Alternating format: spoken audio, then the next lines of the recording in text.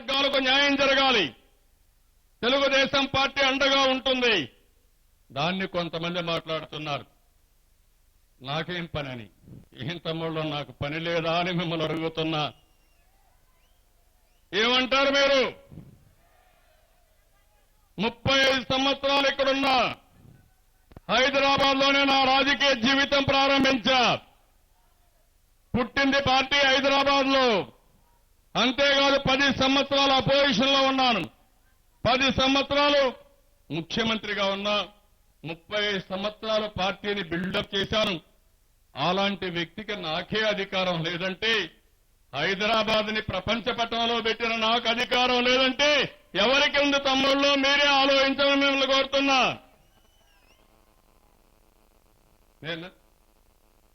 అందుకే మీరందరూ ఆలోచించాల్సిన అవసరం ఉంది. ఇంకా కొంతమంది కాంగ్రెస్ నాయకులు మాట్లాడుతున్నారు నేనేదో భయపడుతున్నానని. ఏం తమ్ముళ్ళు, నాకు భయం ఉందా? బాంబులకు భయపడ్డానా నేను? జ్ఞాపకం ఉందా? 2003లో నా మీద క్లేమోర్ మైన్లు పెట్టారు. ఆ రోజు వెంకటేశ్వర స్వామి నేనుండాలి, మీకు సేవ చేయాలని నాకు ప్రాణభిక్ష పెట్టినది వెంకటేశ్వర స్వామి పెట్టాడు. ఇందిరాగాంధీకి భయపడ్డావా? మొట్టమొదటిసారిగా ఇందిరాగాంధీ తల వంచి మళ్లీ ఎన్టీ రామారావు గారిని ముఖ్యమంత్రి చేసిన ఘనత ఒక్క తెలుగుదేశం పార్టీకి దక్కింది. రాజీవ్ గాంధీకి భయపడ్డావా? సోనియా గాంధీకి భయపడ్డావా? భయం అంటే తెలుగుదేశానికి ఎప్పుడున్నా ఉందా? ఎప్పుడూ ఉండదు తమ్ముళ్ళు. ఆస్ట్రేలియాలో తెలుగు వారికి అన్యాయం జరిగితే తెలుగుదేశం పార్టీ వెళ్ళింది. గల్ఫ్ కంట్రీస్ లో తెలుగు వారికి అన్యాయం జరిగితే తెలుగుదేశం పార్టీ వెళ్ళింది. ఉత్తర తెలంగాణలో బాబ్లీ పైన అక్రమ ప్రాజెక్టు కడితే మహారాష్ట్రకి వెళితే నన్ను ఎమ్మెల్యేలు అరెస్ట్ చేశారు, లాఠీ చార్జ్ చేశారు. ఇక్కడే ఉన్నాడు రామానాగేశ్వరరావు, పార్లమెంటరీ పార్టీ లీడర్ గా ఉంటే వాళ్ళు కొట్టిన దెబ్బలు వాతలు పడ్డాయి. భయపడలా. నేను ఒకే మాట చెప్పాను, ఇక్కడే ఉంటా, ఎన్ని రోజులు పెడతారో జైల్లో పెట్టండి, దిక్కున్న చోటు చెప్పుకోండి, వదిలిపెట్టే సమస్య లేదు. మా రైతులకు అన్యాయం జరగకూడదని పోరాడింది నేనే పోరాడిన తమ్ముళ్ళు. కాంగ్రెస్ ఆ రోజు భయపడిపోయి దొంగతనంగా విమానాలు ఎక్కించి తీసుకొచ్చి వదిలిపెట్టారు. ఎప్పుడు నా జీవితంలో ఎప్పుడూ భయపడలా. అధికారంలో ఉంటే ప్రజల కోసం పనులు చేశాను, అపోజిషన్ లో ఉంటే ప్రజా సమస్యలపైన పోరాడాను. ఒకప్పుడైతే రాజశేఖర రెడ్డి ముఖ్యమంత్రిగా ఉండి కొంతమంది ఆయన అనుమాయులు ఈ ప్రాంతంలో వచ్చి ప్రజల్ని భయపెడుతున్నారంటే నేనే వచ్చాను. ఎవరైనా అలాంటి వాళ్ళు వస్తే పట్టి కట్టేయండి, నేను మీకు అండగా ఉంటానని ధైర్యంగా చెప్పి ధైర్యాన్ని ఇచ్చింది తెలుగుదేశం పార్టీ తప్ప ఇంకొకరు కాదని చెప్పి కూడా నేను మీకు తెలియజేస్తున్నా. ఈరోజు మా ఆడబిడ్డలున్నారు, నేనే డాక్రా సంఘాలు పెట్టా, టౌన్స్ లో డాకువా సంఘాలు పెట్టాను. ఆ డాకువా సంఘాలకి ఉప్పల్లోనే ప్రారంభించాం. వంట గ్యాస్ సిలిండర్లు ఇచ్చాం, పొదుపు ఉద్యమాన్ని నేర్పించాం, మీకు ఉపాధి కల్పన కోసం పెద్దపీట వేశాం. ఉద్యోగాల్లో కాలేజ్ సీట్లలో మీకంతా రిజర్వేషన్లు పెట్టాను, ఇండ్ల పట్టాలు కూడా మీ పేరుతో ఇప్పించాను. అనేక కార్యక్రమాలు చేసి మీకు ఒక ఆత్మవిశ్వాసం కలిగించాలి, పేదరిక నిర్మూలన చేయాలి, మిమ్మల్ని అభివృద్ధి చేయాలని చెప్పి ముందుకు పోయాం. ఈరోజు యువతుంది, నేను ఒకటే కోరుతున్నా తమ్ముళ్ళు, మీకోసం ప్రపంచమంతా తిరిగాను. ఆ రోజు నేను పనిచేశాను, దాని ఫలితమే రాష్ట్రంలో దేశంలో అన్ని రాష్ట్రాల నుంచి ఇక్కడికి వచ్చారు. ఉప్పలుంది, వరంగల్లో తెలంగాణ నుంచి వరంగల్ నుంచి వచ్చారు. అదే మరి ఆంధ్రాలో కొన్ని జిల్లాల నుంచి వచ్చారు, కొంతమంది వేరే రాష్ట్రాల నుంచి వచ్చారు, కొంతమంది వేరే దేశాల నుంచి వచ్చారు. పెట్టుబడులు పెట్టారు, అన్ని విధాలా అభివృద్ధి చేశారు. ఈ రోజు నాకు ఒక బాధ్యత ఉంది. ఆ రోజు ప్రపంచం మొత్తం తిరిగి నేను చెప్పింది, మీరు హైదరాబాద్కు రండి, మీకు అండగా నేనుంటా, మీకు రక్షణగా నేనుంటా. ఆ రోజు చాలా స్పష్టంగా చెప్పాను.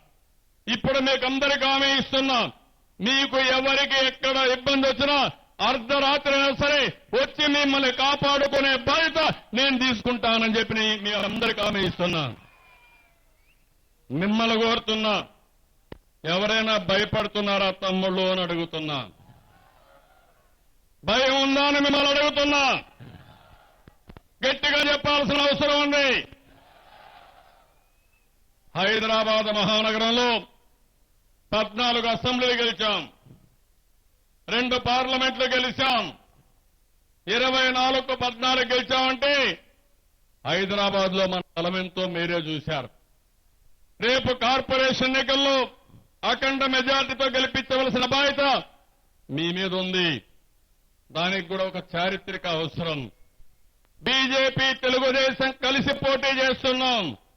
ఇది ఈ రోజు పోటీ చేయడం కాదు, ఎన్నికల ముందే పొత్తు కుదుర్చుకున్నాం. కేంద్రంలో తెలుగుదేశం మంత్రులున్నారు, బీజేపీ మంత్రులు ఆంధ్రప్రదేశ్ గవర్నమెంట్ లో ఉన్నారు. నరేంద్ర మోడీ గారు మొట్టమొదటి చరిత్రలో ఒక చరిత్ర సృష్టించారు. క్లియర్ మెజార్టీతో ప్రభుత్వాన్ని ఏర్పాటు చేశారు. ప్రపంచం మొత్తం భారతదేశానికి గుర్తింపు వచ్చే పరిస్థితి వచ్చింది.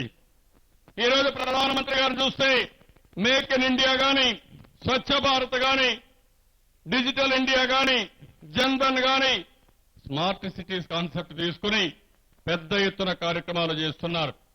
మొన్న నేను దావోస్కి వెళ్లాను. అక్కడ ఒక IMF రిపోర్ట్ రిలీజ్ చేశారు. ప్రపంచం మొత్తం 2.5 నుంచి 6% గ్రోత్ ఉంది. చైనా కూడా అభివృద్ధి తగ్గిపోయింది. ప్రపంచం మొత్తం అభివృద్ధి జరిగే దేశం, మొదటి స్థానంలో ఉండే దేశం ఒక్క భారతదేశం తప్ప వేరే దేశం లేదు. ఇది యథార్థం అని చెప్పి కూడా నేను మీకు తెలియజేస్తున్నా. అలాంటి దేశంలో మనం ఉన్నాం. నేను మిమ్మల్ని కోరేది ఒకటి, ఈ రోజు ఒక తెలుగుదేశం పార్టీ అధ్యక్షుడిగా నా మీద ఒక బాధ్యత ఉంది. 2 రాష్ట్రాలు తెలుగు రాష్ట్రాలు, 2 రాష్ట్రాలను సమానంగా చూడాలి. ఎన్నికల కంటే ముందు మీరు ఒక్కసారి ఆలోచిస్తే అందరూ కూడా ఏదో ఒక నిర్ణయం చేసుకున్నారు. కానీ నేను ఒక్కడిని ఆ రోజు కూడా చెప్పాను, తెలుగు వారు కలిసి ఉండాలి. 2 రాష్ట్రాల్లో ఉండే తెలుగు వారికి న్యాయం జరగాలి. తెలుగు వారిని కలిపే శక్తి ఒక్క తెలుగుదేశం పార్టీకే ఉందని ఆ రోజు కూడా చెప్పాను. దానికి నేను కట్టుబడి ఉన్నాను. ఎన్నికలైనాయి. తెలంగాణలో ప్రతిపక్ష పార్టీ, ఆంధ్రప్రదేశ్లో అధికారం, ఢిల్లీలో మనం కలిసి ఉన్న ఎన్డీఏ ప్రభుత్వం. 3 విషయాల్లో మీరు చూస్తే ఢిల్లీకి నేను ఎప్పుడు పోయినా తెలంగాణకు కూడా న్యాయం చేయమన్నాను. కరువు వచ్చినా, ఇండ్ల సమస్యలు వచ్చినా, ఏ సమస్య వచ్చినా తెలంగాణకు న్యాయం చేయమని కోరాను. ఇటీవల ఈ గవర్నమెంట్ కొన్ని నిర్ణయాలు చేసినప్పుడు ఒక నిబంధన పెట్టి కొంతమంది పిల్లలకు స్కాలర్షిప్లు ఇవ్వమని నిబంధన పెట్టే పరిస్థితికి వచ్చారు. ఆ రోజు ఒక మాట చెప్పాను, విభజన జరిగింది, జరిగిన తర్వాత కలిసి ఉండే మార్గం చూద్దాం. పిల్లల్లో వివక్ష తేవద్దండి. దానికి అవసరమైతే జనాభా దామాషా ప్రకారం 58% మేము కడతాం, 42% మీరు కట్టండి. అందరి పిల్లల్ని చదివిద్దాం. పిల్లలందరూ ఒకటి, దాంట్లో వివక్షత వద్దని చెప్పినా వినకుండా ఉంటే కోర్టులో మళ్ళా డైరెక్షన్ ఇస్తే దాని ప్రకారం ముందుకు పోయే పరిస్థితి వచ్చింది. ఇటీవల కాలంలో బీసీ విద్యార్థులు 26 కులాలు రాష్ట్రం నలుమూలల నుంచి సమైక్య ఆంధ్రప్రదేశ్ లో వచ్చారు. వాళ్ళందరినీ వెనుకబడిన వర్గాలుగా గుర్తించారు. అలాంటి వెనుకబడిన వర్గాల్ని ఇటీవల ఈ ప్రభుత్వం తీసేసింది. అందులో చాలా మంది వేరియస్ ప్రాంతాల నుంచి వచ్చారు. నేను అడుగుతున్నా, సమైక్య ఆంధ్రప్రదేశ్ లో వెనుకబడి ఉండి ఏర్పడగానే వాళ్ళు ఆర్థికంగా పైకొచ్చా, ఎందుకు తీసేయాల్సి వచ్చిందని అడుగుతున్నా. మన వాళ్ళు పోరాడారు, బయట పోరాడారు, ఇప్పుడు కూడా కోర్టుకు వెళ్లారు. నేను ఒకటే వాళ్ళందరికీ హామీ ఇస్తున్నా, తప్పకుండా మీకు న్యాయం జరిగే వరకు మీకండగా తెలుగుదేశం పార్టీ ఉంటుంది. తప్పకుండా న్యాయం చేపిస్తా అని మరొక్కసారి వాళ్ళందరికీ హామీ ఇస్తున్నా. ఇలాంటి సంఘటనలు చాలా జరుగుతున్నాయి. నేను మిమ్మల్ని కోరేది ఒకటే, రేపు జరిగే ఎన్నికలు చాలా ముఖ్యం. నేను చాలా మంది అన్నారు, చాలా మంది ఆలోచించారు నేను ఈ ఎన్నికలకు రానని. కరెక్ట్ కాదు. ఈ రోజు ఇంకొక విషయం కూడా మీకు చెప్పాలి. నేను రాష్ట్ర విభజన జరిగిన తర్వాత ప్రభుత్వం కలిసి ఉండాలని నేనే అమరావతి ఫౌండేషన్ వేసేటప్పుడు నేరుగా వచ్చి తెలంగాణ ముఖ్యమంత్రి గారిని నేరుగా ఆహ్వానించాను. ఆయన వచ్చాడు. వచ్చిన తర్వాత ఆయన ఒక యజ్ఞం చేస్తే నన్ను ఆహ్వానిస్తే నేను కూడా వెళ్ళాను. ఒక్క విషయం మీరు గుర్తుపెట్టుకోవాలి. ప్రభుత్వం సహకరిస్తాం, దాంట్లో తప్పు లేదు. తెలుగు జాతి కోసం ప్రజాయుతంగా ప్రజాస్వామ్యంగా కలిసి పనిచేస్తాం. రాజకీయంగా పార్టీల పరంగా రాజీ లేని పోరాటం చేస్తాం. మీకోసం ఏదైనా చేయడానికి నేను సిద్ధంగా ఉన్నా. ఆ విషయం మీరు గుర్తుపెట్టుకోవాల్సిన అవసరం ఉంది. కొంతమంది అంటే నేను ఒకటే చెప్పా, తెలుగు జాతి ఎక్కడుంటే అక్కడ తెలుగుదేశం పార్టీ ఉంటుంది. తెలుగు జాతిని కాపాడుకుంటాం. అది అండమాన్లో కావచ్చు, ఆస్ట్రేలియాలో కావచ్చు, అమెరికాలో కావచ్చు, గల్ఫ్ దేశాల్లో కావచ్చు, ఎక్కడ తెలుగు జాతి ఉన్నా అక్కడ తెలుగుదేశం పార్టీ ఉంటుంది. అదే మా నాయకుడు సిద్ధాంతం, అదే ఎన్టీఆర్ సిద్ధాంతం అని చెప్పి కూడా నేను మీకు తెలియజేసుకుంటున్నా. తెలుగు జాతికి ఒకటి విజ్ఞప్తి చేస్తున్నా.